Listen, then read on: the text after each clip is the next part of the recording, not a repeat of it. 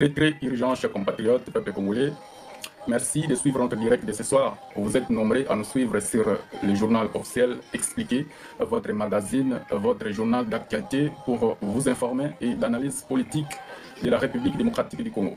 En ce jour, les thèmes qui sont au sujet du jour sont que l'AFC de Corneille Nangaa au stade de l'unité de Goma, où il a tenu un grand meeting qui a réuni la population de Goma.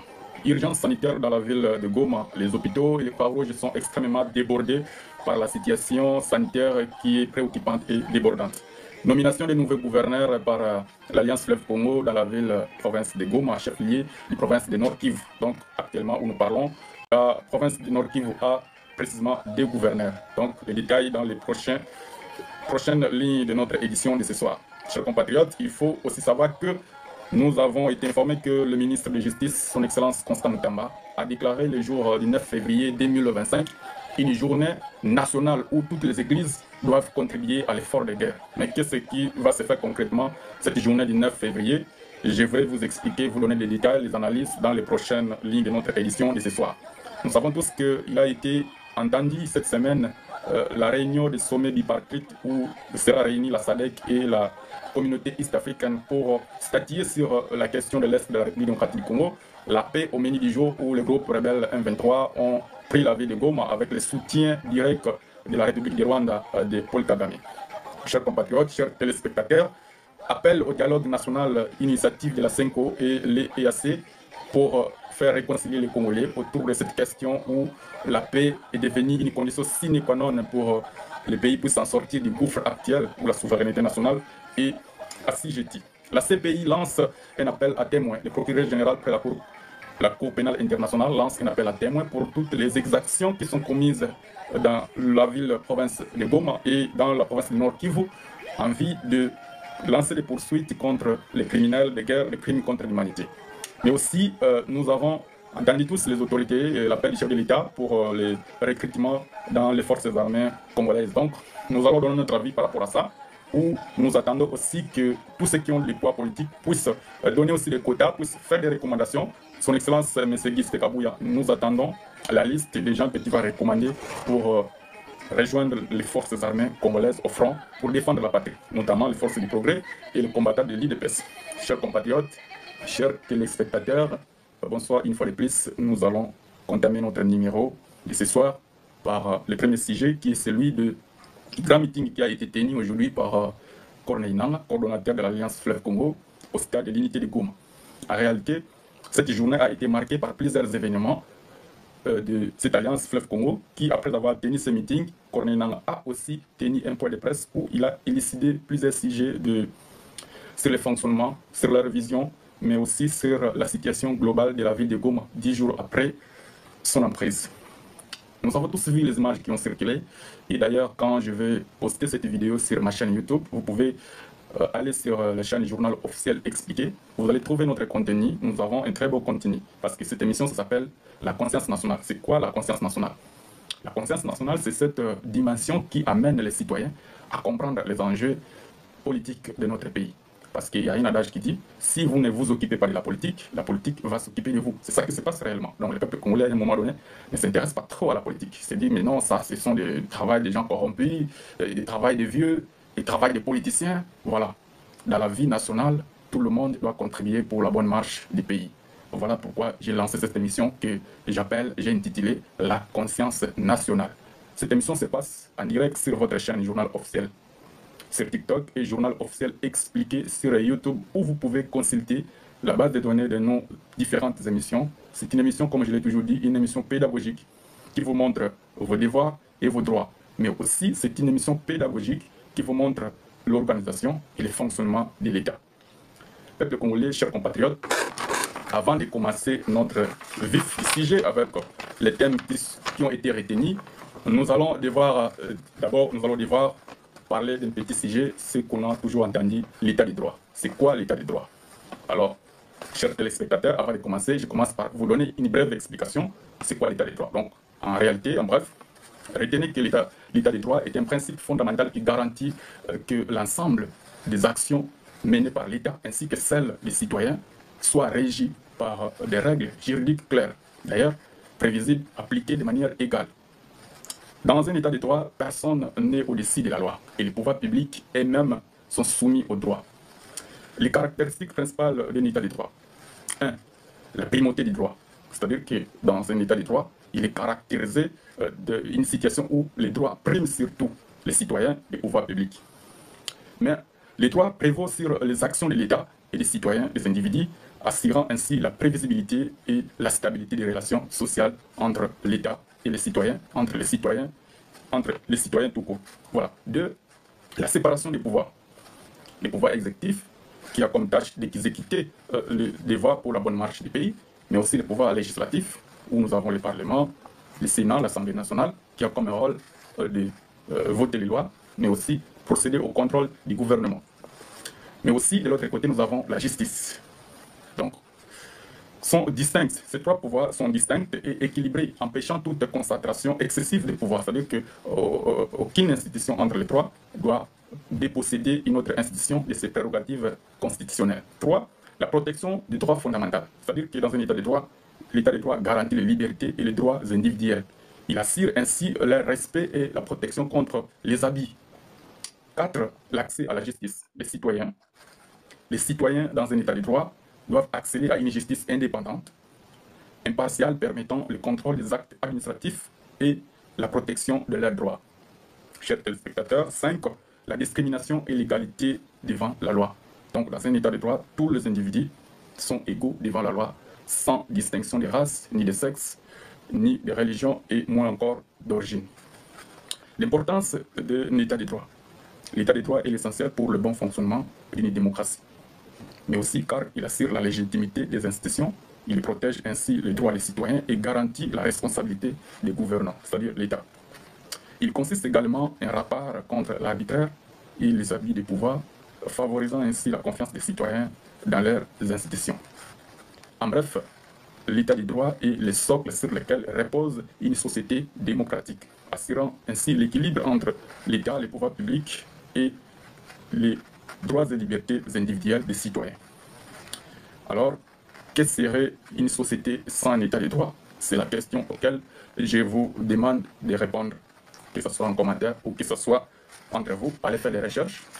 En dehors de ce que nous venons de donner ici comme petite idée sur ce qu'on appelle un état de droit, dites-nous quel serait un état si cet état-là n'est pas un état de droit. Voilà, chers compatriotes, peuple congolais, nous allons directement commencer par les premiers sujets de notre soir et de notre direct de ce soir. Donc, Corneille Nangaa qui a fait son entrée triomphale au stade de l'unité de Goma, où nous avons vu les Goma-Traciens ont répondu à l'appel de l'Alliance Fleuve Congo pour venir écouter, pour venir voir la présentation, parce qu'à ce stade, on a présenté le prétendu nouveau gouverneur, dont je n'ai pas eu son nom, vous m'excusez. J'ai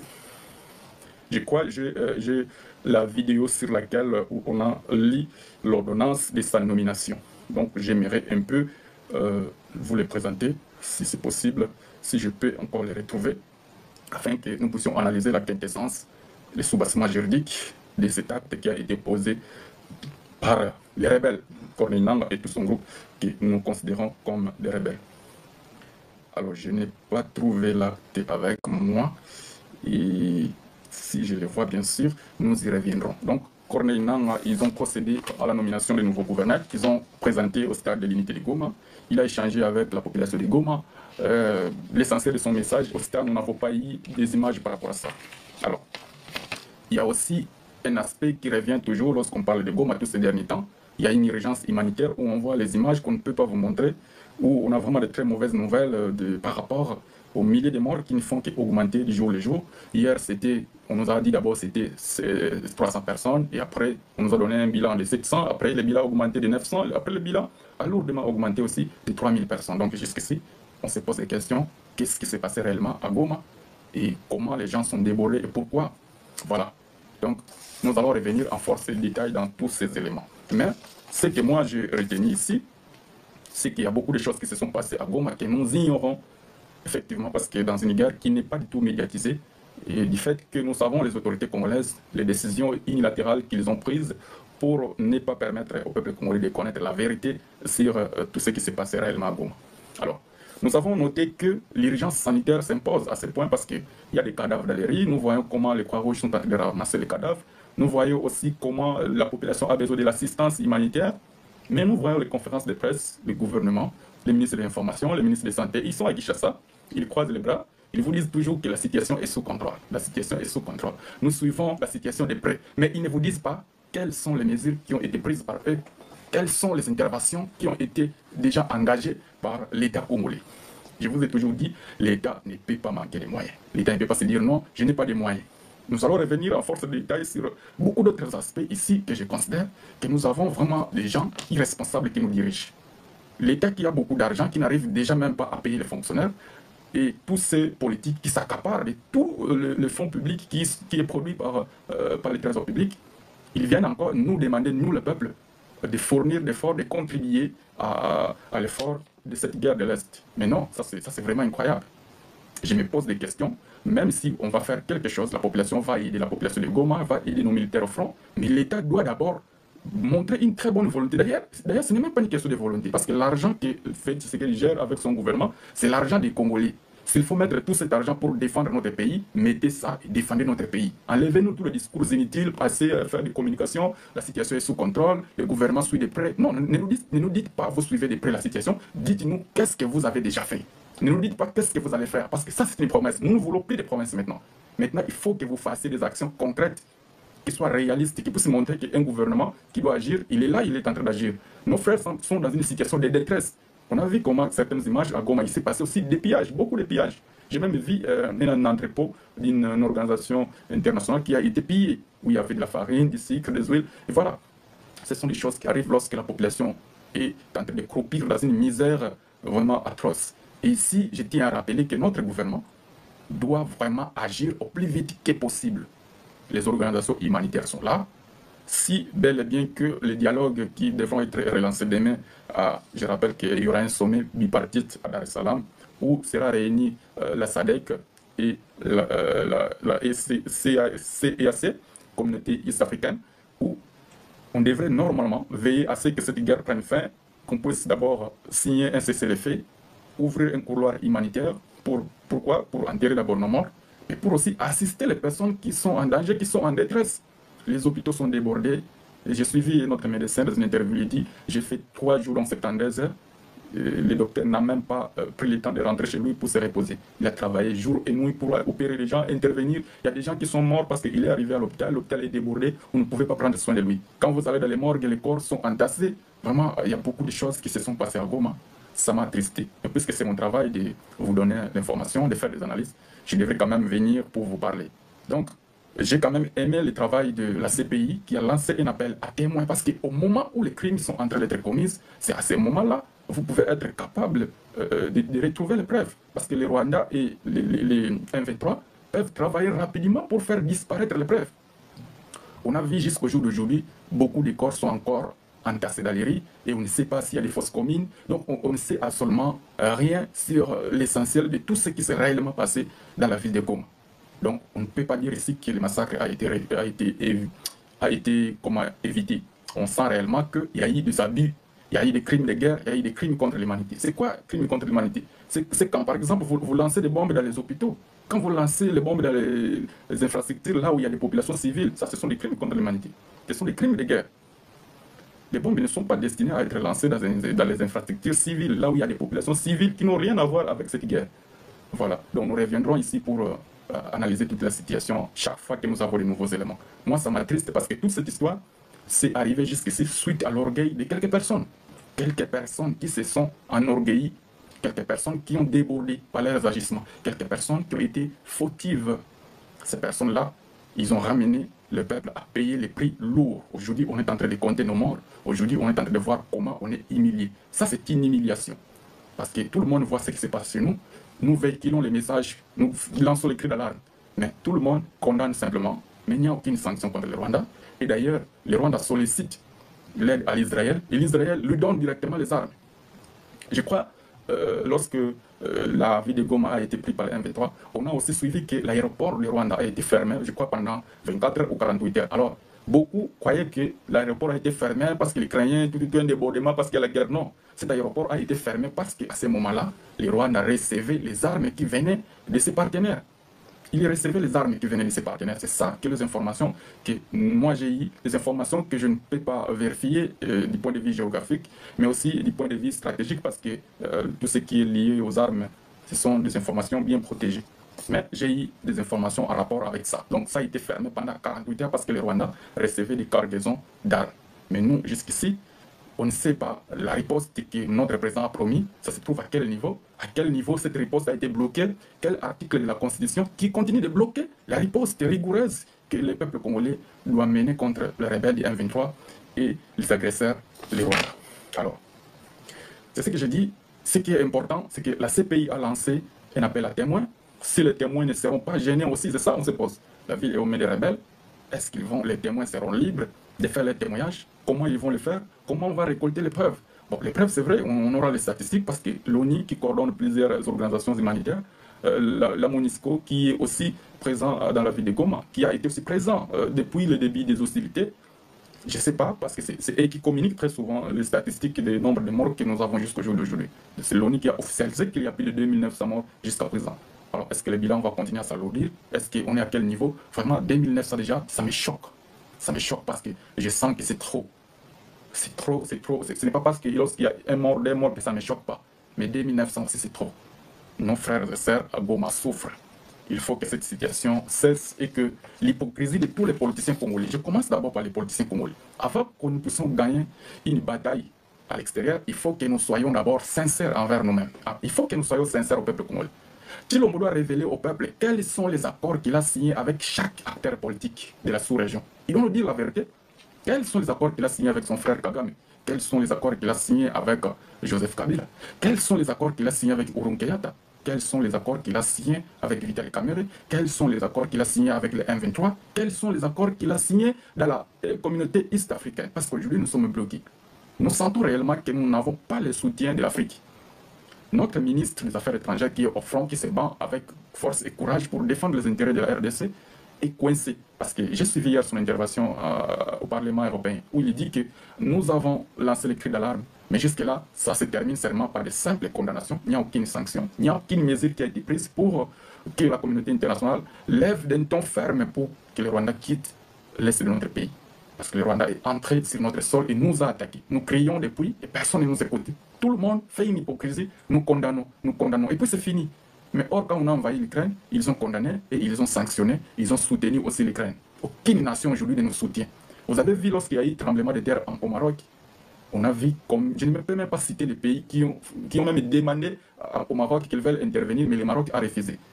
Mais pourtant, ils avaient un souci. Mais nous, on a un souci, on n'a pas d'aide. On n'a aucune nation qui nous fournisse des armes, aucune nation qui nous propose une aide concrète. Jusqu'ici, je dis, gloire à Dieu, merci beaucoup le peuple sud-africain pour l'amour que vous avez manifesté à notre patrie. Je crois que vous êtes très très reconnaissants avec tous les combats que les enfants de notre pays ont contribué pour la libération de votre pays, notamment son éminence Papa Diangena Kuntima, mais aussi le président Mobutu, qui se sont battus, qui ont levé la voix, qui ont haussé le ton, qui ont pris des risques. Mobutu a même pris le risque de parler sur le tribune de l'ONU pour défendre l'Afrique du Sud. Alors, à ce moment-là, ils étaient sous l'emprise de l'apartheid. Maintenant, ils sont libres. Ils se disent que nous avons une dette morale envers ce peuple. Nous devons quand même les soutenir en ce moment aussi difficile. Nous sommes apparemment celles où on se retrouve que nous sommes dans la zone d'Afrique centrale. Il n'y a aucun pays qui lève la voix, qui hausse les tons, qui affirme un soutien vraiment concret. Même le Congo-Brazza, notre voisin d'en face, celle que nous considérons comme une république frère et amie. Donc si nous avons des frères, c'est d'abord les Congo-Brazza. Parce que les Congo-Brazza, nous venons des mêmes origines. Nous portons les mêmes noms. Nous partageons les mêmes fleuves. Nous partageons les forêts des bassins du Congo. Nous partageons la culture. Nous partageons la langue. Nous partageons beaucoup de choses. Je ne peux pas dire qu'ils sont hypocrites. Pourquoi ils ne se prononcent pas? L'urgence ici, ce n'est pas seulement d'écouler Tshisekedi. Mais l'urgence ici, c'est d'intervenir pour le peuple congolais. Pour ce peuple qui porte le même nom que le peuple du Congo-Brazzaville. Ce qui change, c'est seulement Brazzaville. Mais sinon, on est tous des Congolais. Donc, pour moi, il n'y a aucune distinction de dire je suis Congolais tout court. Parce que ni de Brazza, ni de Kinshasa. Mais je suis tout simplement Congolais.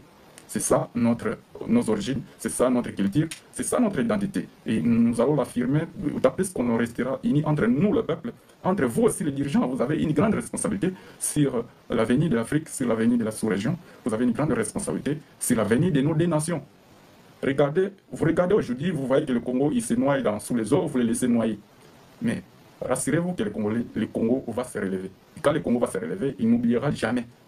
l'hypocrisie d'abord de la communauté internationale. Et le Congo n'oubliera aussi jamais l'hypocrisie de l'Union africaine.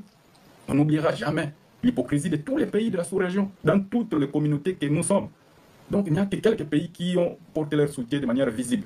L'Angola, je ne peux pas condamner l'Angola, parce que l'Angola est partie prenante pour parler entre la RDC, Rwanda et le M23. Donc en tant que médiateur, l'Angola ne peut pas se prononcer, ou bien ne peut pas nous apporter un soutien direct pour venir nous aider sur le terrain, ou soit nous venir en aide en matériel, en armes et tout comme ça. Donc ici, nous vivons une situation inédite. C'est vraiment un drame.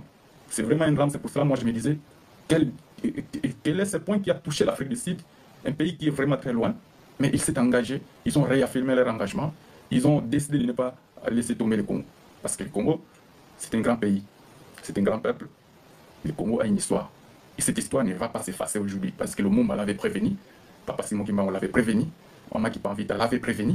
Nous avons une grande mission à accomplir. C'est la raison pour laquelle, comme on nous dit toujours dans un adage, que chaque peuple doit découvrir sa mission, chaque génération doit découvrir sa mission, soit l'accomplir, soit la trahir. Mais c'est quoi notre mission maintenant? Il faut que les jeunes, le peuple congolais, nos téléspectateurs comprennent que la libération du Congo, ce n'est pas demain, c'est maintenant. Tous les enjeux que vous voyez qui se jouent maintenant, c'est ça qui va permettre au Congo de se libérer. Parce que même les dirigeants médiocres que vous voyez là au Congo, qui vous empêchent de s'exprimer, ils vont fuir bientôt. Mais pourquoi ils vont fuir? Mais parce que tous les peuples maintenant comprennent qu'ils sont nuls. Maintenant, tous les peuples voient comment ils sont incapables de nous donner des solutions. Puisque le peuple ne va plus accepter l'inacceptable. On a vu tout ce qui s'est passé à Goma aujourd'hui. Vous croyez que ce peuple il est très heureux d'être à côté des gens qui leur ont pris leur ville par les armes, par les coups de feu? Vous croyez que ces souris qu'ils ont donné aujourd'hui, c'était par plaisir? Non. Je crois que certains le font par vengeance. C'est-à-dire que nous voyons et l'ennemi qui vient, et l'ennemi que nous avons à l'intérieur, on se trouve maintenant dans un dilemme où on n'a pas de choix. Comme l'ennemi qui vient d'ailleurs, lui, il est très fort, lui, il nous impose sa volonté, nous finissons par accepter. Mais puisque l'ennemi que nous avons à l'intérieur, lui, il est hypocrite, il est traître, il est faible, donc il incarne toute la médiocrité. Je me demande aujourd'hui, Constant Moutamba, le ministre de la Justice, qui lance que le 9 février, il y aura culte, je ne sais pas si c'est culte national, où il appelle toutes les églises à contribuer, et les offrandes de ce culte-là vont contribuer à l'effort de guerre. Je me dis, mais tous les millions que Nicolas Kazadi et Tshilombo volent, comment ils ne peuvent pas prendre ça et mettre quelque chose au profit du Congo? Parce que c'est ce pays qui leur a donné tous ces millions, tous ces milliards. Aujourd'hui, Nicolas Kazadi est milliardaire, Tshilombo est milliardaire. Ils ont volé des milliards depuis qu'ils sont au pouvoir. Vous imaginez Tshilombo depuis 2019 qu'il a commencé à voler jusqu'au jour d'aujourd'hui. Est-ce que vous savez combien de milliards qu'il a volé? Donc Tshilombo était incapable de prendre même 1 milliard dans tout l'argent qu'il a détourné pour mettre ça au profit du peuple. Parce que c'est l'argent du Congo, ce n'est pas son argent. Mais aujourd'hui, on vient demander aux églises, on vient demander au peuple de donner l'argent. L'État, on va lui prêter main forte avec l'argent que nous allons trouver où? Parce que les richesses du Congo, ça ne profite pas au peuple, ça profite aux politiciens. Si vous voulez réellement faire une forte de guerre, ce qu'il faut faire, il faut prendre tous vos salaires. Je propose de prendre tous les salaires des députés, tous les salaires des ministres, tous les salaires du président, tous vos avantages, les membres du cabinet, même pendant 2 mois, 3 mois. Mettez ça au service de la nation. Les membres du cabinet, je peux comprendre, ils ne sont pas des personnes politiques comme il se doit. Ils n'ont pas de grands salaires comme vous. Vous avez des salaires exorbitants, M. Tshilombo. 2 millions de dollars, Premier ministre 300 000. Prenez tout cet argent-là, mettez ça dans l'effort de guerre, ça va contribuer à quelque chose. Nos militaires ont fait 5 jours avant que Goma tombe. Ils avaient fait 5 jours sans manger. Ils sont au front, on ne leur apporte pas à manger. Vous avez suivi Corneille Nangaa quand il parle avec l'orgueil. J'ai eu une vidéo ici. Les militaires qu'on a arrêtés au Rwanda, ces militaires-là, eux-mêmes, ils disent qu'ils sont bien traités d'ailleurs au Rwanda qu'en RDC. Vous imaginez? 151 militaires. Ils sont allés à la MONUSCO pour rendre les armes. La MONUSCO a refusé. Ils ont fui au Rwanda. Ils ont déposé les armes au Rwanda. 151 militaires. J'ai une vidéo avec moi que je vais poster, je crois même demain sur la chaîne YouTube. C'est vraiment incroyable. Tout ce qui se passe aujourd'hui, ça montre vraiment, ça caractérise l'échec de Félix Tshisekedi. L'homme qui a crié sur les toits du monde, qui c'est lui-là qui peut m'interdire, moi, les garants de la nation, à faire ce que je veux? Vous voyez? Vous comprenez maintenant que le président de la République ne peut pas faire ce qu'il veut? Parce que le pays que vous voyez, le Congo, ce n'est pas son pays. Ce n'est pas le pays de son père, ce n'est pas le pays de son ancêtre. C'est le pays de 110 millions de Congolais. Et ce pays n'a pas comme origine royaume. Non, ce pays, c'est le fruit de l'ensemble des tribus et des ethnies. On a mis ça ensemble, c'est ça qui a donné les Congo. Raison pour laquelle, quand à 1885, on fait le partage de l'Afrique, on met le Congo dans les statistiques spéciales. Quand vous regardez les statistiques du Congo, c'était quoi? État indépendant du Congo. Posez-vous les questions. Comment un État qui était déjà indépendant, on arrive à 1960, on donne encore l'indépendance? Vous comprenez? Donc, ce n'est pas l'émission pour lesquelles je dois répondre à ces questions-là, parce que ce sont des questions si spéciales, où il y a des réflexions si spéciales, où il faut vous faire des analyses concrètes, vous expliquer pourquoi et comment ça a été appelé ainsi. Mais retenez qu'il y avait vraiment une cause profonde qui a poussé les Blancs à désigner ce pays-là par ce nom-là, État indépendant. En bref, c'était pour dire que tous les pays du tiers-monde peuvent venir dans cet État indépendant, puiser tout ce qu'ils ont besoin. Par preuve, en 1940, les États-Unis, pour gagner la Deuxième Guerre mondiale, il vient au Congo, il prend nos minéraux, il prend comment on appelle ça, l'uranium, il transforme ça, il crée des bombes, il les lance au Japon, il gagne la guerre. Mais par quelle magie ils ont pris ça? C'est parce qu'ils ont mis le Congo au centre de l'intérêt mondial. Raison pour laquelle le roi des Belges, après avoir écouté le discours de Kassavo, il écoute le discours de Lumumba, il dit, sachez que les yeux du monde entier vous regardent. Sachez que les yeux du monde sont braqués sur les Congo. Pourquoi c'est braqué sur le Congo? Parce que ce pays a toujours été au centre de l'intérêt mondial de toutes les centenaires qui se sont passés. Lorsqu'il y avait la révolution industrielle, le Congo a été au centre avec le cuivre. Lorsqu'il y a eu, maintenant que nous avons, d'abord avant la révolution industrielle, il y avait d'abord l'esclavagisme, le monde qui s'est construisé par l'esclavagisme, par l'agriculture. Nos ancêtres ont été déportés où ils ont servi à l'exploitation inhumaine pour servir les intérêts de leurs colons. Mais aujourd'hui, nous avons encore vu que nous avons joué un rôle dans ce qu'on appelle la révolution industrielle.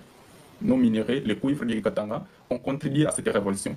Mais encore beaucoup plus maintenant que nous avons ce qu'on appelle la révolution numérique au XXIe siècle, où on ne peut pas faire la guerre sans le cobalt. Le cobalt, le coltan, ce sont des minéraux stratégiques dans tout ce qui est les guerres, dans tout ce qui est la vie nationale de tous les pays du monde. Chacun chez nous a un téléphone, et dans ce téléphone-là, il y a une batterie. Cette batterie-là a été fabriquée par le cobalt. Et le cobalt, c'est 60% des réserves mondiales, ça se trouve au Congo. 60% des réserves mondiales de coltan, ça se trouve au Congo. Il y a encore le lithium, il y a encore les castérites. Tout ça, ce sont des minéraux stratégiques qui aident aujourd'hui le monde du numérique à fonctionner normalement. Et l'industrie du cobalt, c'est 7 000 milliards l'année. Donc ça veut dire que l'enveloppe globale que le minerai du cobalt génère par année, c'est 7 000 milliards. Mais or, nous n'avons même pas un budget de 1000 milliards. Vous imaginez? Donc quand nous produisons déjà 60% de la production mondiale, ça veut dire que le revenu total, le chiffre d'affaires qui est généré par les minéraux qui proviennent du Congo, c'est plus de 4 000 milliards, 200 milliards. Alors, on n'arrive même pas, je dis bien on n'arrive même pas à gagner ne fût-ce que 100 milliards de tout ce que nos minéraux produisent sur le marché mondial. On ne profite presque rien. Regardez le monde entier, on a 7 000 milliards de personnes. Et combien de personnes ont des téléphones? Si on a déjà 4 milliards de personnes qui ont des téléphones, donc prenez 60% de ces 4 milliards de personnes qui ont des téléphones, les batteries qui sont dans leur téléphone, ça provient du Congo. Évaluez maintenant les prix que ça peut coûter. Ça peut coûter combien? Regardez les batteries des véhicules traditionnels, où on met des carburants, il y a des batteries. Les véhicules électriques, où il y a la transition énergétique, là aussi, c'est fait vraiment à 80% avec des batteries électriques, donc les cobalt qui viennent du Congo. Voilà pourquoi nous devons, j'ai toujours dit, nous devons être prêts à livrer de très grandes batailles pour protéger l'héritage national que nous avons.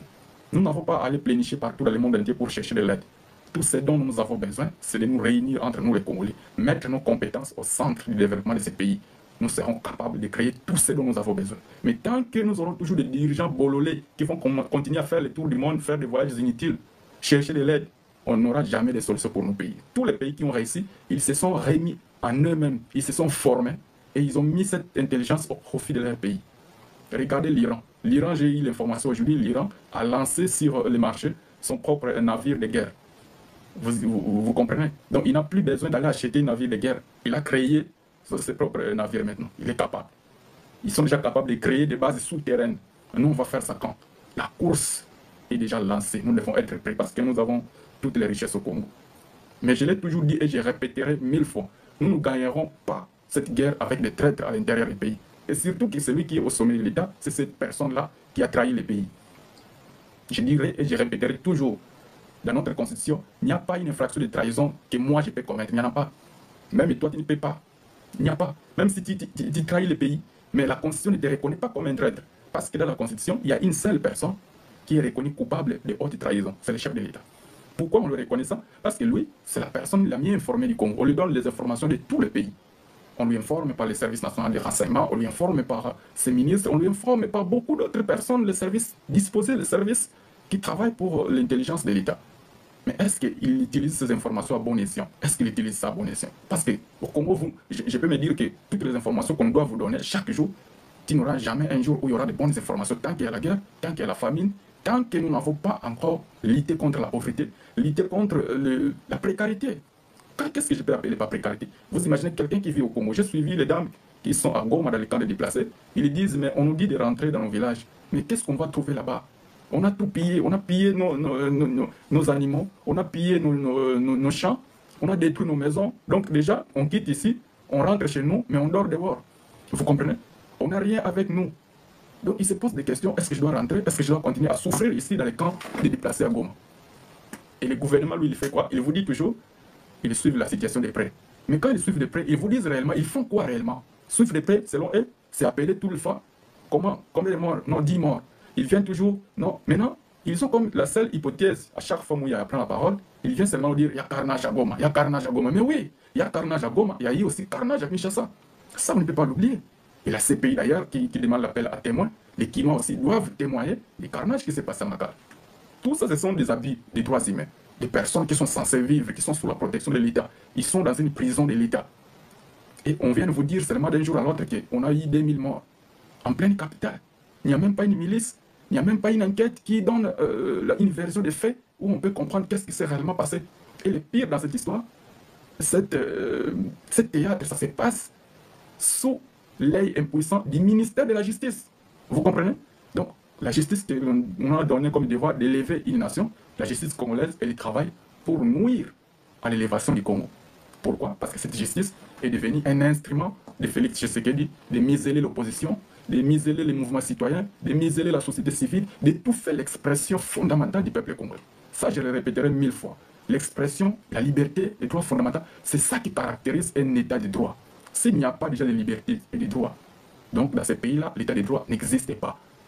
Et dans notre constitution, à son article 1er, ça dispose que la République démocratique du Congo est un état de droit. Donc quand vous voulez diriger dans ces pays-là, la seule chose qui doit guider votre action, c'est la loi.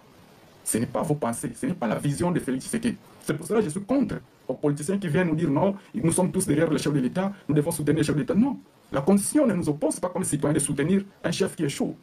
Regardez maintenant, la Constitution dit le chef de l'État et le commandant suprême des forces armées. Mais le commandant suprême des forces armées, lorsque l'intégrité territoriale est menacée, il doit être où maintenant? Précisément, il doit être où? Il doit être franc. Donc en quoi maintenant il est commandant suprême des forces armées? Vous comprenez que lui, il ne joue pas ce rôle-là que la Constitution lui donne. Alors, si nous constatons qu'il est incapable de jouer ce rôle, qu'est-ce qu'il faut faire? On ne peut pas être derrière lui, on doit le chasser. C'est un médiocre. On ne peut pas soutenir la médiocrité. Lisez l'article 28 de la Constitution. Il dispose que vous ne pouvez pas obéir aux mauvais ordres. On nous dit de soutenir le chef de l'État, d'être derrière lui. C'est dans quel article de la Constitution qui impose aux opposants de soutenir un médiocre?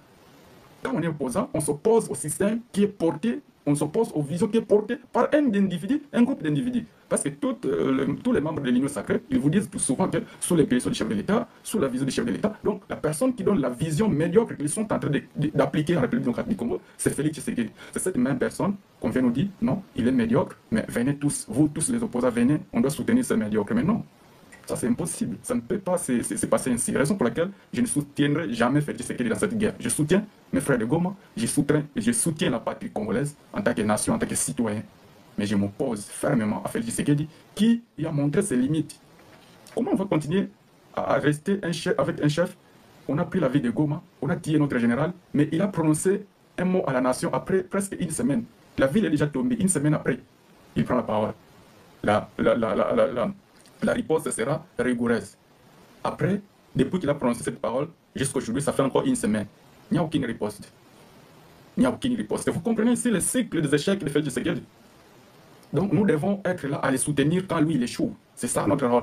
C'est ça la vision de l'Union sacrée, c'est ça la vision de Félix Tshisekedi. Non, la Constitution nous interdit de soutenir une telle vision. Raison pour laquelle je voulais chercher la vidéo où l'Alliance Fleuve Congo a fondé ses arguments pour nommer le gouverneur de la ville de Goma. Donc ils ont fondé toujours cette nomination en vertu de l'article 64 en linéa 1. Donc chers compatriotes, nous devons préserver cette constitution. Cette constitution que nous avons, c'est une richesse. Ce que moi je peux demander aux Congolais, tout comme aux politiciens, tout simplement parce que c'est une œuvre humaine, ça ne sera jamais parfaite.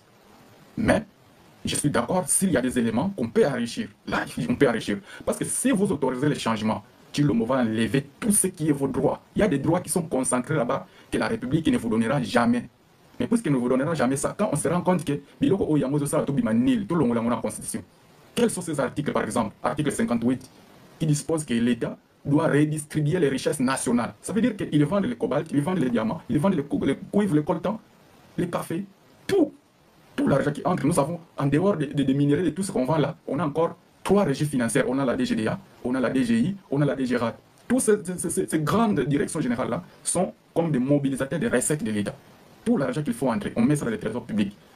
Et l'argent-là, la Constitution impose à l'État de les redistribuer aux Congolais. Comme je l'ai expliqué dans la vidéo précédente, l'État ne va pas commencer à donner de l'argent à tout et chacun. Il va d'abord commencer à payer les bons salaires aux fonctionnaires et aux agents de l'État, mais aussi, il va rendre les services publics l'accès gratuit à tout le monde. Par exemple, la santé. Quand vous avez déjà l'accès à la santé, l'accès à l'éducation, et c'est gratuit, c'est ça déjà la redistribution des richesses nationales. Quand l'État vous construit des infrastructures, vous pouvez aller à Goma à un prix réduit. Vous payez même 50 $, vous montez dans l'avion, vous allez à Goma. C'est ça. L'État doit contribuer à ça. Les coûts de la vie puissent diminuer. C'est ça, ça part dans la redistribution des richesses. Mais puisqu'ils ne peuvent pas faire ça, parce que tout l'argent qu'ils prennent, c'est ça qu'ils volent. Et maintenant, nous avons un drame à Goma. L'État doit intervenir. L'État ne fait rien. Il vous donne seulement des communiqués. Chaque fois qu'il vient avec des communiqués, des mensonges. Vous sentez que les journalistes sont là, ils ont des informations, mais ils ne peuvent pas livrer ces informations. Pourquoi? Parce qu'ils sont manipulés. Tout le monde est en train de regarder Tshilombo, quelqu'un qui n'a jamais étudié, quelqu'un qui n'a jamais eu de diplôme. Lui, il impose sa volonté à la République. La Cour constitutionnelle regarde sous l'œil impuissant du procureur général pour la Cour constitutionnelle. Alors je me pose des questions. Ces gens, ils ont été nommés pourquoi? Parce que s'ils ont été nommés, parce que la République a estimé que personne dans cette République ne peut être intouchable. Ni le président de la République, ni le Premier ministre, ni les ministres. Raison pour laquelle ils ont créé la Cour constitutionnelle. D'abord, ils ont comme devoir d'être les gardiens de la Constitution. Ils doivent veiller à ce que personne ne puisse violer la Constitution. Nous savons tous que Tshilombo a violé la Constitution, il est libre. La Cour constitutionnelle, le procureur général n'a rien fait. Nous savons tous que Augustin Kabouya et tous les membres de l'IDPS, tous les membres de l'Union sacrée, ont fait la propagation de faux bruits en ce qui concerne la Constitution. Chers compatriotes, il ne faut pas jouer ici parce qu'il s'agit de la Constitution. C'est le pacte social. C'est le seul livret parcellaire qui régit le Congo tout entier. C'est le seul instrument qui permet d'arrêter quelqu'un. Parce que si vous devez arrêter quelqu'un, vous devez trouver les arguments dans la Constitution. Vous l'arrêtez pourquoi? Vous l'arrêtez parce qu'il a volé, parce que là-bas c'est interdit de voler. Vous l'arrêtez parce qu'il a tiré, parce que là-bas c'est interdit de tirer. Donc si ce n'est pas prévu dans la Constitution, vous ne pouvez pas le faire. C'est ça en fait la Constitution. Et quand on vous arrête, vous n'allez pas discuter parce qu'on va vous opposer les arguments qui sont dans le pacte social. Maintenant, moi je dis que Goma est tombé. Vous m'arrêtez, vous me condamnez à mort. Vous puisez ça où? Vous puisez ça où? Parce que nos droits et libertés sont garantis par la Constitution en vertu de l'article 23 et l'article 24 de la Constitution. Lisez. Nous avons le libre choix de faire, libre d'exprimer nos opinions et nos convictions. La population qui est à Goma aujourd'hui, par conviction, peut arriver à conclure que Nanga est beaucoup plus performant que Tshilombo. Il va dire quoi? C'est leur propre conviction à eux. Ce n'est pas notre conviction à nous. Et la Constitution dit, laissez-leur exprimer. Ils ont exprimé leur joie au stade. On n'a pas eu tant de promesses comme Tshilombo, comme d'habitude. Lui, quand il est devant la foule, il invente des promesses, comme il est distributeur automatique des promesses. Alors, nous tous, nous allons regarder. Nanga, il va faire là-bas combien de jours? Et qu'est-ce qu'il va faire concrètement? Mais Tshilombo, tout ce que moi je pressens, les temps sont comptés. Parce que cette négociation, vous avez eu beaucoup de temps d'accepter de négocier avec les 1-23. Fouillez même dans mes émissions passées, je l'ai toujours dit, l'article 213 et 214, ce sont des moyens légaux qui permettent à l'État de négocier un accord de paix. Qu'est-ce qu'il faut faire dans des cas précis? C'est comme ce que le président fait en retard. C'est ce qu'il devait faire avant. Le président demande au Parlement, fait une consultation au Parlement. C'est-à-dire que le Parlement puisse lui aider à avoir des arguments diplomatiques pour se défendre. Alors, comment la RDC va se défendre diplomatiquement si toi tu ne révèles pas tout ce qu'il y a comme soubassement, des arrangements, tout ce qu'il y a de tous les détails? On a besoin de ça, Tshilombo. Tu ne peux pas les cacher et puis on va s'en sortir. Non, on ne peut pas s'en sortir. Sinon là, on va laisser le plume. Parce qu'on a décidé dans cette République, on ne peut plus réintégrer des militaires qui viennent des groupes armés dans notre armée nationale. Bon, pour réussir cette mission, montre-nous ce que toi tu as signé en cachette avec les 1-23. Si tu nous montres d'abord qu'est-ce que tu as signé, et ça va nous permettre, nous, de réfléchir. Et si tu ne nous dis pas la vérité, nous, on va te soutenir aveuglément. Pourquoi? Donc, on est en train de soutenir un traître. Alors, un traître, dans cette constitution, lorsqu'il est arrêté, il est condamné. On condamne aussi les complices. Donc, Tshilombo est condamné pour rébellion à la constitution, pour haute trahison. On arrête aussi Kabouya, on les condamne. On arrête aussi Mosso. On arrête tout le monde qui a parlé de la Constitution. Professeur Mata, professeur Kalouba. Vous comprenez? Des professeurs, mais qui viennent défendre l'idiotie de quelqu'un qui n'a pas de diplôme. Tout ce qu'il a écrit dans son CV est faux. Tout ce que Chilombo a écrit dans son CV est faux. Nous avons mis tout le monde à défi. C'est lui qui a le vrai CV, le vrai diplôme, la vraie école, la vraie institut, l'université, là où Chilombo a étudié. Là où il a eu son diplôme de marketing, parce qu'il a dit qu'il est gradué en communication, en marketing, l'université, c'est catholique de Bruxelles. On a tant cherché dans les archives, Chilombo ne se retrouve pas. On a cherché là où il a dit qu'il a étudié à l'Athénée Royal de Gombe. On s'est renseigné, il a étudié là-bas jusqu'en deuxième humanité. On a encore cherché, paraît-il, quand il a quitté là-bas, il est allé à Lissanga. À Lissanga encore, il a étudié, mais il n'a pas réussi à monter en troisième pour faire les humanités. Donc, Chilombo s'est arrêté en deuxième secondaire. Malgré tous les Français que vous entendez qu'il parle là, Chilombo n'a pas de diplôme. Je mets quiconque à défi, venez avec le diplôme de Chilombo. On va engager les démarches pour aller voir l'école où il a eu ce diplôme-là. On verra les vraies archives de la promotion de l'année où lui il mentionne qu'il a étudié. Il n'y en a pas, ça n'existe pas. Voilà quelqu'un qui a bâti son image que dans les mensonges. Vous voulez que nous puissions soutenir quelqu'un comme ça? Moi, c'est pour cela que je dis toujours, si on accède au pouvoir, une personne comme moi, j'accède au pouvoir, 3 mois, je vais restaurer toute l'indiscipline qui ruine le pays.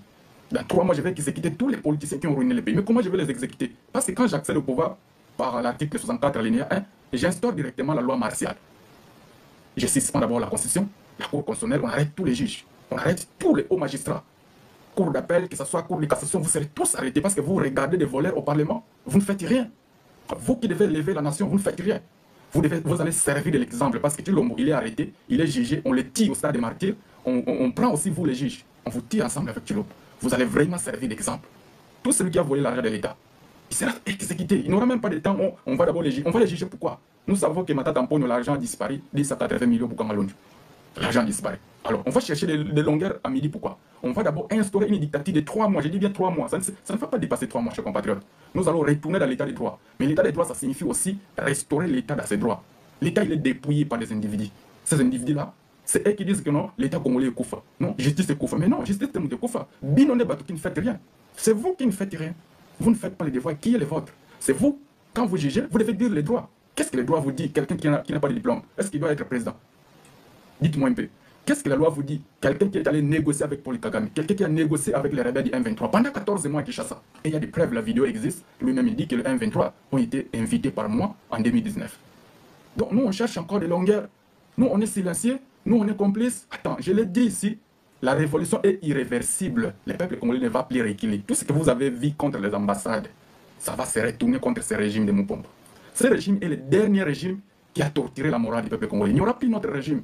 Même Inangala qui tente de venir à Kinshasa, même s'il arrive, le peuple va mettre son action en échec. Parce que nous sommes à un stade où la maturité a atteint le peuple congolais. Dieu permet maintenant que le peuple voit toutes les bêtises des politiciens. Toutes les promesses qu'ils ont données, ils n'ont jamais réalisé quelque chose. Le peuple ne se retrouve pas. Mais aujourd'hui, ils viennent avec un projet. Non, appel massif du chef de l'État, nous devons nous enrôler. Mais allez enrôler vos enfants. Ce sont ces enfants-là qui vous font des recommandations lorsque vous avez des postes. Mais pourquoi vous voulez maintenant, pour défendre la patrie, vous voulez que les enfants des pauvres viennent adhérer? Mais non. Parce que vous avez les quotas à l'Assemblée nationale, vous avez des quotas ministériels, vous avez des quotas partout dans les entreprises publiques. Allez aussi défendre le pays par quota. Alors, on va regarder les poids politiques maintenant. Augustin Kabouya, vous avez beaucoup de députés. Vous avez plus de 150 députés, IDPS et les mosaïques, tous les partis mosaïques. Donc vous pouvez déjà envoyer même 150 000 hommes. Prenez tous les combattants de l'IDPS, prenez tous les membres de vos familles. Envoyez-les qu'ils puissent s'enrôler. Parce que personne ne peut défendre la médiocrité de Chilombo, sauf vous. Vous les défendez même quand il échoue, même quand il fait des bêtises, même quand il vole, vous les défendez. Même quand il montre qu'il est impuissant, vous les défendez. Alors il n'y aura personne qui va défendre la médiocrité de Chilombo, sauf vous. Raison pour laquelle vous avez intérêt à vous enrôler massivement. Enrôlez-vous. Vous avez suivi le point de presse de Nanga aujourd'hui. Nanga a dit, notre armée est organisée, notre armée a des principes, la discipline et l'objectivité, la détermination. Vous comprenez? De l'autre côté, ils ne sont même pas déterminés. Pour faire comprendre que Chilombo n'a jamais été déterminé avec sa bande de l'Union sacrée. Lorsque Massis est tombé, Chilombo était au Qatar. La ville de Saké tombe, Chilombo est à Davos, en Suisse. Et Goma tombe à peine Basutuki. Qu'est-ce que vous étonnez pourquoi? Je vous rappelle que Bunagana était tombé depuis novembre 2021. Donc il n'y a rien à s'étonner ici. Si les gens sont morts à Goma, ça nous brise les cœurs. Et ça devrait être la même chose lorsque les gens sont morts à Bunagana. Lorsque les gens sont morts à Massis, ce sont nos frères. Donc nous manquons même les images véritables pour nous expliquer quels sont les carnages qui se passent dans tous ces milieux-là. Je me pose la question, la Cour pénale internationale qui demande les appels à témoins. Est-ce qu'il ne peut pas envoyer même des paramilitaires à ces moments-ci? pour visiter tout, pour faire le bilan, la comptabilité. Parce qu'il faut faire la comptabilité. Mais quand vous suivez les messages de Macron en 2023 à Kinshasa, il avait raison. Macron dit, mais vous-même, vous n'avez rien fait de votre pays. Vous n'avez même pas rangé votre administration. Vous n'avez même... Il faut être exigeant et intraitable envers vos voisins. Ça, c'est Macron qui le dit. Est-ce qu'il a tort? Quand vous regardez le comportement de Tshisekedi, est-ce qu'il a été intraitable avec nos voisins? Non. Il a été un lâche, un passoire. Lui, il disait toujours que c'est la diplomatie agissante. Diplomatie agissante. Il prend tous les minéraux des 3 provinces, Maniema, Nord Kivu, Sud Kivu. Il donne ça au Rwanda pour que ça soit raffiné au Rwanda. C'est ça la diplomatie agissante selon lui. C'est ça les intérêts de la RDC selon lui. Non. Ici, ça se voit réellement que Tshilombo a trahi les pays. Mais personne ne veut l'avouer. Le peuple congolais attend que le jour que Tshilombo va quitter le pouvoir, enfin on va les critiquer. Non, on doit les critiquer maintenant. C'est pour cela que la Cour constitutionnelle a été créée. La Cour constitutionnelle est le juge pénal du chef de l'État et les premiers ministres. S'ils sont reconnus coupables des infractions lors de l'exercice de leurs fonctions, ils doivent être jugés, condamnés et destitués de leur poste. Si on ne fait pas ça, on ne fait plus les droits. Ce qu'on fait à la Cour constitutionnelle aujourd'hui, ce n'est plus les droits. Donc, ce qu'ils font là-bas, il faut inventer notre nom à donner ça. Appelez ça mon pompe. Parce que ça, ce n'est pas les droits constitutionnels. Ce n'est pas ça le rôle de la Cour constitutionnelle qui devrait être celui d'être le gardien de la Constitution. Celui qui a géré, mais sur la Constitution, en présence de Dieu, en présence des juges, un serment solennel devant le peuple et la nation, Dieu et la nation, il vous dit que j'ai juré, tant que je serai président, je dois respecter la Constitution. Donc, il commence d'abord par faire un serment, c'est lui de respecter la Constitution. Mais les seuls instruments sur lesquels il a juré de respecter, c'est ça qu'il commence par jeter. Il vous dit d'ailleurs Constitution Bompaya et Kumama Mapaya et Zapona Bapaya. Si cette constitution est pour les étrangers, donc toi aussi tu es un président de l'étranger, alors quitte le Congo, va dans les pays où cette constitution, où la constitution devrait être appliquée. Parce que pour nous, cette constitution, c'est pour nous les Congolais. Même si ça a été écrit à l'étranger, c'est selon toi, puisque c'est faux. Alors, nous restons avec notre constitution, nous allons chercher notre président congolais. Toi, va en Belgique, parce que tu as déjà la nationalité belge, Tshilombo. Comment nous devons rester fragiles jusqu'à ce niveau? Laisser un usurpateur belge venir jouer avec nos sentiments, jouer avec l'avenir de nos enfants, l'avenir de toute une nation. Vous imaginez que nous sommes 110 millions de Congolais. Donc aujourd'hui, tous les Congolais souffrent. Juste parce que nous avons quelqu'un au sommet de l'État qui ne sait pas qu'est-ce qu'il doit faire. Il ne sait pas quel est le travail du président, il ne sait pas tout ce qui se passe dans les pays, il ne sait pas quelle solution il peut donner. Mais à chaque fois, il fait des conseils des ministres. Quand il fait des conseils des ministres, qu'est-ce qui se passe dans ces conseils des ministres? Qu'est-ce qui se passe? Moi, je me pose des questions. Tshilombo, dis-nous, quand vous entrez dans le conseil des ministres, voilà. C'est ça qu'on appelle la camaraderie. On a vu le ministre de la Défense. Un ministre très très nul, un ancien infirmier, l'ami de Félix Tshisekedi, celui qui vivait avec lui dans les buvettes. Donc il s'est dit, mon ami, viens profiter, ministre de la Défense, vous jouez avec la défense d'un pays en guerre. On a vu comment Jean-Pierre Bemba, un ancien rebelle, comment il a échoué dans ce ministère. Mais on prend maintenant un infirmier, peuple congolais. On est en train d'échouer ici avec des successions de fautes commises par Tshilombo. Je vais vous démontrer ces fautes. Déjà dans les nominations, il échoue. Mais il échoue encore quoi? Tshilombo échoue encore Nabi Loba Loba. Quelqu'un qui parle trop, ça bouge et Toboka. Il dit à Kagame, à partir de Goma, tu peux bombarder Kigali. Kagame, je vais vous expliquer les détails de ces paroles. Un dirigeant qui dirige un pays devrait être réservé. Même si tu as un plan de faire cela, tu ne peux pas venir faire une déclaration pareille. Ça, c'est déjà une déclaration de guerre. Mais pour Naya Zomo Nanga Lokola, 10e riz, ça, ce n'est pas 10e riz. Là où tu te trouves, ça s'appelle parler de la nation. Le poste que tu occupes, ça s'appelle président de la République. Toutes les paroles que toi tu vas prononcer, cela a un caractère de message de la nation congolaise. Donc si tu dis Narobe Tayo, c'est le Congo qui dit Narobe Tayo. So lobby Tokoswana, c'est le Congo qui dit Tokoswana. Jo Okolongakuna, enfin, aux ongi individu Félix Tshisekedi. Le raison pour laquelle nous, les peuples congolais, la constitution nous donne des prérogatives, il y a pour critiquer l'action nayo. Parce que nous sommes gérants Nabiso. Comment nous, les peuples, nous sommes des propriétaires, nous sommes gérants de PCMBO, nous gérons les boutiques. Mais ça rapport, il y a malin. Mais tout le monde qui gère gérer bien, qu'est-ce qu'on doit faire? On doit les chasser. Raison pour laquelle l'article 64 existe, il faut te chasser. Biloba Loba. Kagame, oh, il y a Zofima qui a la sonanda, mais Kagame c'était militaire. Bouta la maintenant, gestion, en termes de gestion de crise. Na Kagame est militaire, na civil, oyo, a promis que Kagame qui m'en a na qui m'en a. Déjà, tout le monde qui est Tshilombo, Moutou, Azola la lisute. Na Union africaine, Azola la terre, Azola poni d'eni. Parce que Tshilombo est en alerte. Bako Kangaya à tout moment, Bako Bete coup d'État à tout moment. Et ville où la Goma est stratégique, est belé. Quand Goma tombe, ça donne déjà l'impression que le pays est mal défendu. Donc, qu'il s'en peut tomber en clin d'œil. Qu'il y a d'autres contestés parce que d'ici qu'à l'Union, c'est ça qui va verrou. Goma est tombé et tombé déjà. Et pour vous dire que Goma est un aéroport international. Donc, on va contrôler la minute, on va contrôler ça, on va contrôler le pays à part entière. Ils ont la même mise maintenant dans la richesse, Nyon sur la Nord Kivu. Vous n'imaginez pas le coltan, on a besoin de la minute, comment ils vont s'enrichir et comment ils vont se renforcer encore en munitions, comment ils vont se renforcer en liquide. liquidité, bon, ils vont s'enrichir parce que même grande mine d'or. La raison pour laquelle ils poussent sous Bukavu, parce que Bukavu, ils vont encore mettre la main sur tous les minerais qu'il y a dans les territoires de Walungu, dans les territoires de Caléré. Il y a beaucoup de l'or là-bas. Peuple congolais, l'immobilisme, l'inaction, c'est ça qui va nous amener dans une situation où nous allons regarder que des échecs en échec de Félix Tshisekedi. C'est monsieur qui a utilisé que sa bouche pour diriger. Il a utilisé ce qu'on appelle la prométhazine. Il a mis ça sous sa langue. Alors, quand il parle, il sort une promesse. Quand il parle, il sort une promesse. C'est ça la prométhazine. Gouvernement des génocidaires. On comprend aujourd'hui que le premier génocidaire, c'est Félix Tshisekedi. C'est monsieur qui se met devant les Congolais et leur dit « J'ai massacré, sans hésitation, sans remords, tout Congolais. » Mais non, chers compatriotes. Je vous rappelle ici que Corneille Nangaa est condamné à mort. Et d'ailleurs, ça c'est un théâtre qu'on est en train de vivre. Hier, le ministre de la Justice, Constant Mutamba, lance comment on appelle ça, un arrêt international contre Corneille Nangaa. Mais maintenant, un mandat d'arrêt international contre Corneille Nangaa. Mais curieusement, c'est lui qui vous lance un mandat d'interdiction. Au lieu de lancer un mandat d'interdiction, allez simplement l'arrêter à Goma. Allez simplement l'arrêter à Goma. Il a fait un meeting au stade, il a fait un point de presse, toujours à Goma. Parce que le premier point de presse qu'il a fait, beaucoup de talibans nous ont dit que c'était au Rwanda, c'est faux, ce n'est pas à Goma. Voilà.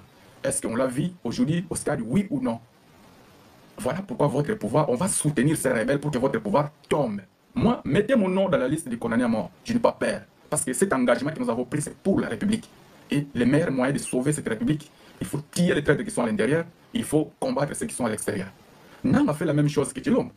Parce que Tshilombo, c'est lui qui est allé prendre Kagame Kigali et lui a ramené à Kinshasa. Il a pétiné le stade des martyrs, il a pétiné le palais de la nation, on a tapé les mains pour lui, il a donné tous les contrats de minerais à Kagame, il a donné encore beaucoup de choses, même les blocs pétroliers. Et regardez, j'ai une vidéo dans ma bio, vous verrez que le ministre des hydrocarbures à l'époque, c'est, comment on l'appelle d'abord, Didier Boudimou. Vraiment, Tshilombo. Quelle médiocrité. Un ministre, on pose la question, tu étais en Belgique? Oh oui. Et tu faisais quel travail?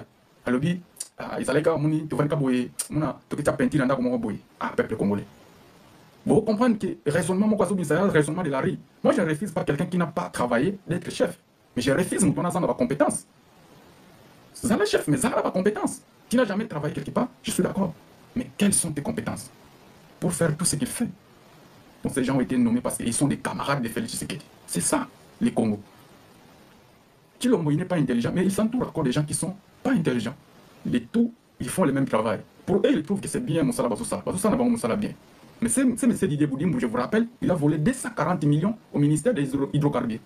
De 2019, 2023, 24 ans, au ministère, vous comprenez? C'était un monsieur à pouvoir avoir Misaya Ken. Mais Longola été pourquoi? Je vous donne un secret.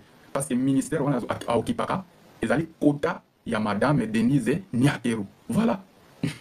Ce sont des secrets que vous ne connaîtrez jamais. Parce qu'il va tomber au travail de cette minute. Comment on va nommer ministre? Et ça, quota Denise. Donc, moi, si il y a Félix Tshisekedi, on a expliqué d'une malade. Le budget national finance le bureau de la première dame. Un budget de 80 millions de dollars américains par année. Mais en plus de ça, les miniers qui sont au Katanga, au là-bas, ils financent encore le budget du fonctionnement de son cabinet à la hauteur de 27 millions par mois. L'argent qui vient chaque mois dans les comptes de Mme Denise Nyakero, cette dame rwandaise qui a pris Félix Tshisekedi en otage. Donc moi j'ai calculé tout ça. C'est évalué presque à 400 millions par année. Mais pourquoi on ne peut pas prendre même 100 millions dans ces fonds-là, ajouter ça aux phares de ceux qui sont francs? Allez intervenir rapidement, prenez même 200 millions dans cet argent. Nous sommes encore au mois de février. Donc, l'argent que vous avez prévu, il faut vous payer ça. Vous payez ça sauté quand même. Minier. Vous prenez tout l'argent, vous donnez à cette Rwandaise. Vous êtes en train d'enrichir une étrangère. Voilà comment les pays pillent. Même avec Félix, ils n'ont pas d'enfants. Mais Félix, il préfère jeter notre sœur Gisèle Mpela pour des raisons que je ne maîtrise pas. Je ne parlerai pas dans les fonds de ce sujet. Mais ici, je parle de l'identité. Pourquoi? Parce que l'identité de la femme qu'elle protège, c'est cette identité-là qui nous combat. Donc, je dois me méfier d'elle. Je ne peux pas me méfier d'elle. C'est ça qui me rend vraiment à tel point à dire que les coupables, il n'est pas loin. N'allez pas chercher les coupables à Kigali. Les coupables, c'est Félix Tshisekedi. Ça, je le répéterai 1000 fois. Toutes les actions qu'il mène, ça nous ramène à comprendre qui il est réellement. Tout, que ce soit Kabila, il a fui Kagame dans tous les sens. Il n'a jamais fait ce que Félix a fait pour Kagame. Dans seulement 5 ans, 6 ans, 7 ans, il a fait tant de choses avec Kagame. Ils ont joué ensemble. Sa femme, ils ont dansé ensemble avec la famille de Kagame. Est-ce que vous avez vu Mme Olive Lem? Même si je peux douter de tout ce qu'ils nous disent sur elle. Mais je n'ai pas de preuves pour le contredire. Mais avec Denise, nous avons des preuves. Sa sœur est rwandaise, sa grande sœur. Elle travaille à l'ambassade de la RDC à Londres. Elle est d'origine rwandaise. Et où voulez-vous qu'on puisse en venir avec cette famille de Tshisekedi, cette famille de menteurs? Alpha Tshisekedi ici doit se défendre seul. Sachez que tu es seul, tu es médiocre. Tu ne peux pas demander à un peuple conscient de venir te soutenir. Un peuple qui a meurtri de souffrance. Un peuple qui ne donne pas de l'eau. Un peuple qui ne donne pas l'électricité. Un peuple congolais. Combien de fois je vous dis, désobéissez. Si vous appliquez la désobéissance civile, tout ce que vous avez vu qui s'est passé, ça va finir très mal. Comment ça va finir? Ce jour-là, vous avez cassé. Mais avec la désobéissance civile, vous ne cassez pas. Mais vous allez détruire à la base. Comment vous allez détruire? Vous allez détruire Tshilombo à la base. Vous ne payez pas la SNEL. La SNEL va fermer parce qu'il n'aura plus l'argent. Vous ne payez plus la régie des eaux. La régie des eaux encore va fermer parce qu'il n'y aura plus les moyens pour vous fournir de l'eau. Alors, si elle ferme, vous vous levez encore contre ces pouvoirs qui ne vous donnent pas de l'eau. Parce que l'article 48, il dispose que l'État doit vous donner les logements, il doit vous donner de l'eau, il doit vous donner l'électricité. C'est pour cela que je crains, si Tshilombo change la constitution, il va enlever tous les droits que vous avez. Il va enlever ça. Parce qu'il craint sur ça. Le peuple va dire qu'il faut comprendre le droit dans la constitution. Article 48, allez lire ça. L'État a le devoir de nous donner les logements, l'électricité et l'eau. Ce n'est pas dit qu'il faut attaquer la biso, il faut payer sa biso. Mais pourquoi le législateur a estimé que l'État doit nous donner des logements, doit nous donner de l'eau, doit nous donner de l'électricité? Mais parce qu'il a regardé les potentialités du Congo. Il a dit, mais non, le Congo a des potentialités d'avoir la plus grande barrage du monde. Le Congo a des potentialités d'avoir deuxième pays avec les ressources d'eau douce. Mais comment voulez-vous que ce peuple-là puisse acheter de l'eau? Il faut lui donner ça gratuitement. Parce que nous avons de l'énergie.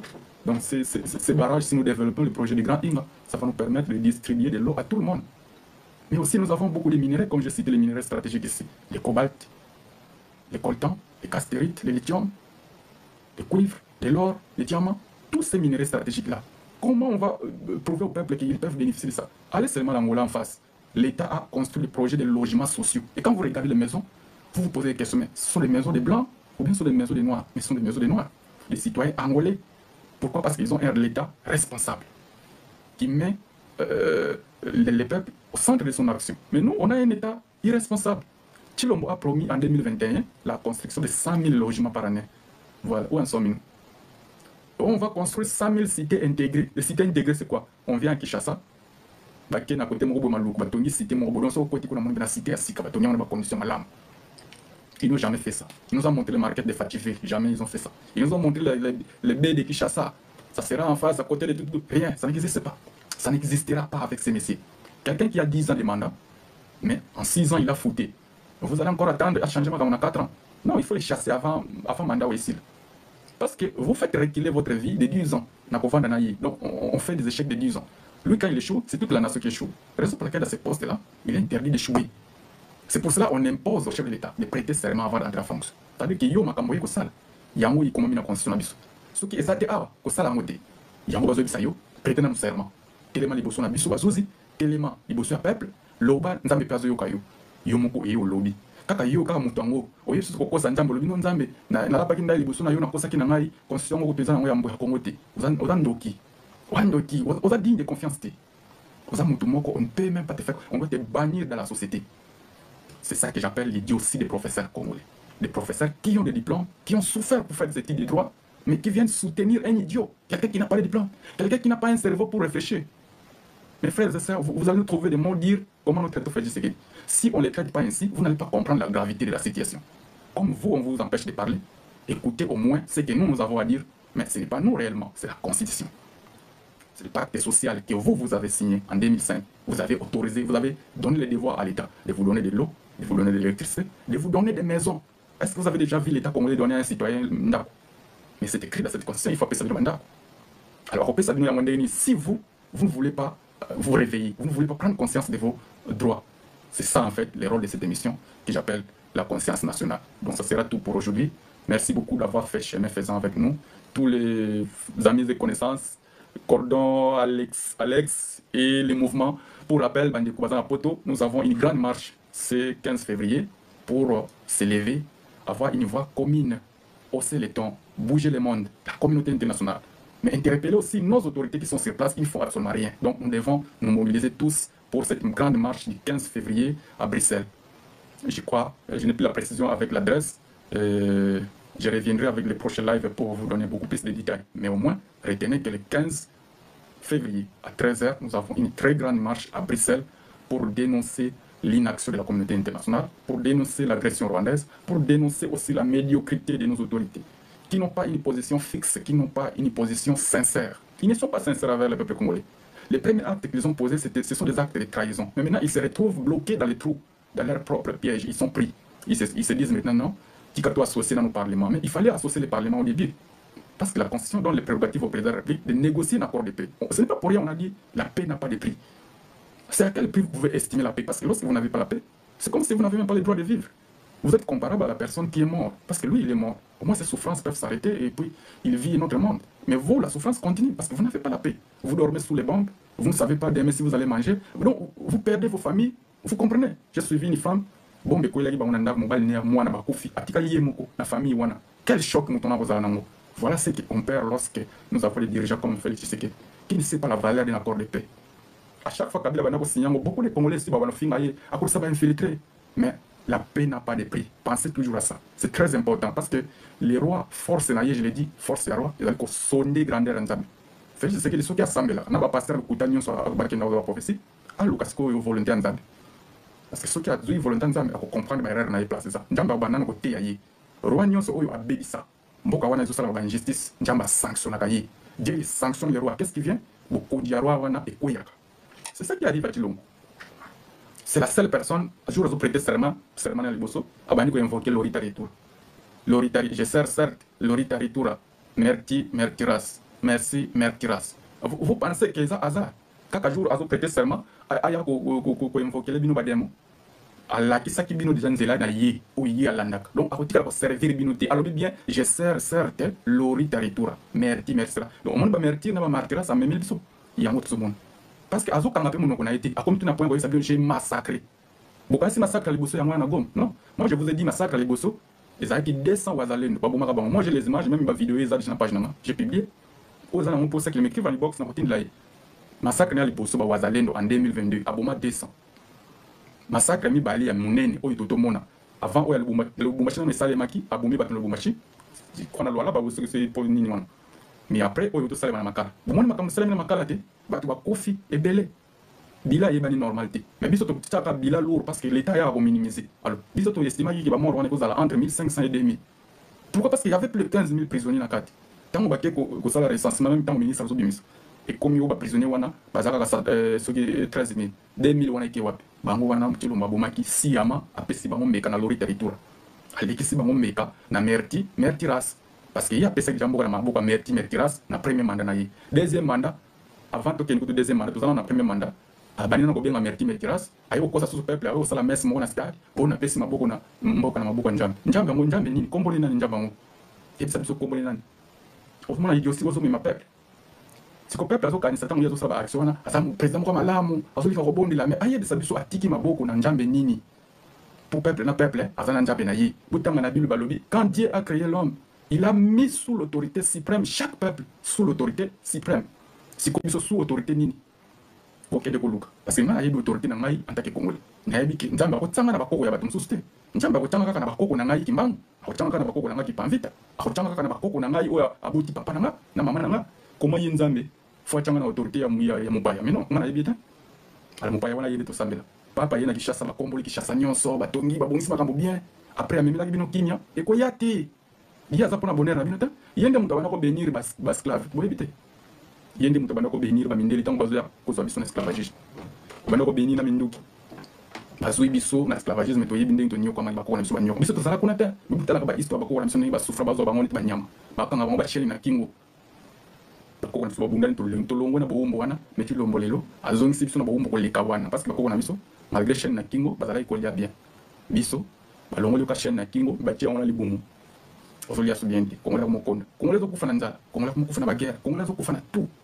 ona tiki mboka na mabuko nzambe mbonjambe ngo sikwa sali nini na miniki o pasto zango nzambe oyo tilo mo pesa kimboka omoni hypocrisie zango mais Roland Dalo j'aime ce pasteur là côté sincérité pourquoi parce que en face à sa président de la République tu peux aller où tu veux premier mandat deuxième mandat mais pas trois sauf que tu l'homme malin qu'il est il y a azolu qui la mo na troisième mandat il y a azolu qui la mo formé qui a changé constitution après tu vas nous contenir que kaso bande la mandat non et cette troisième mandat sous une autre forme pourquoi ça bisoté okozwa ngoti okozwa yango te d'ailleurs guerre est important pour y casser dans le projet na yo constitution lobby très bien Tokoki modifier la constitution dans le contexte de la guerre. Mais pourquoi lorsqu'on est dans une guerre, pour modifier l'article de la constitution? Mais c'est parce qu'il y a un pacte social. Il faut que tout le monde participe.